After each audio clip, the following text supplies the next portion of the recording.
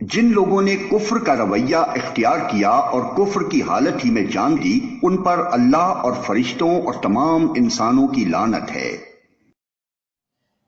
اسی لعنت زدگی کی حالت میں وہ ہمیشہ رہیں گے، نہ ان کی سزا میں تخفیف ہوگی اور نہ انہیں پھر کوئی دوسری مہلت دی جائے گی۔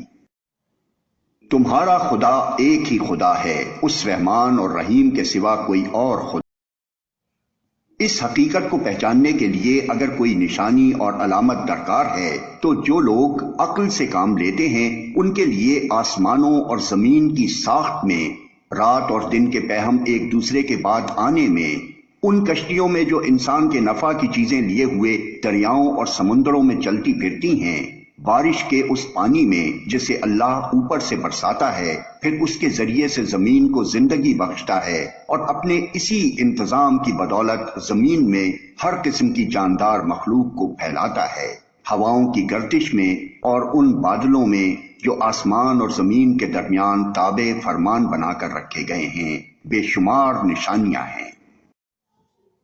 مگر وحدت خداوندی پر دلالت کرنے والے ان کھلے کھلے آثار کے ہوتے ہوئے بھی کچھ لوگ ایسے ہیں جو اللہ کے سوا دوسروں کو اس کا ہمسر اور مد مقابل بناتے ہیں، اور ان کے ایسے گرویدہ ہیں جیسے اللہ کے ساتھ گرویدگی ہونی چاہیے،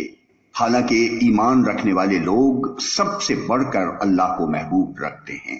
کاش جو کچھ عذاب کو سامنے دیکھ کر انہیں سوجنے والا ہے وہ آج ہی ان ظالموں کو سوج جائے کہ ساری طاقتیں اور سارے اختیارات اللہ ہی کے قبضے میں ہیں، اور یہ کہ اللہ سزا دینے میں بھی بہت سخت ہے۔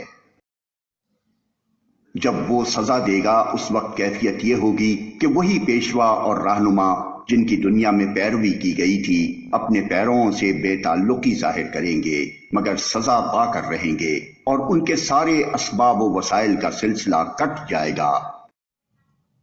اور وہ لوگ جو دنیا میں ان کی پیروی کرتے تھے کہیں گے کہ کاش ہم کو پھر ایک موقع دیا جاتا تو جس طرح آج یہ ہم سے بیزاری ظاہر کر رہے ہیں ہم ان سے بیزار ہو کر دکھا دیتے۔ یوں اللہ ان لوگوں کے وہ اعمال جو یہ دنیا میں کر رہے ہیں ان کے سامنے اس طرح لائے گا کہ یہ حسرتوں اور پشیمانیوں کے ساتھ ہاتھ ملتے رہیں گے، مگر آگ سے نکلنے کی کوئی راہ نہ پائیں گے۔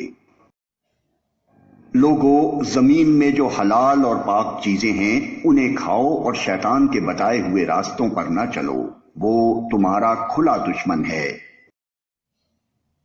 تمہیں بدی اور فحش کا حکم دیتا ہے اور یہ سکھاتا ہے کہ تم اللہ کے نام پر وہ باتیں کہو جن کے متعلق تمہیں علم نہیں ہے کہ وہ اللہ نے فرمائی ہیں۔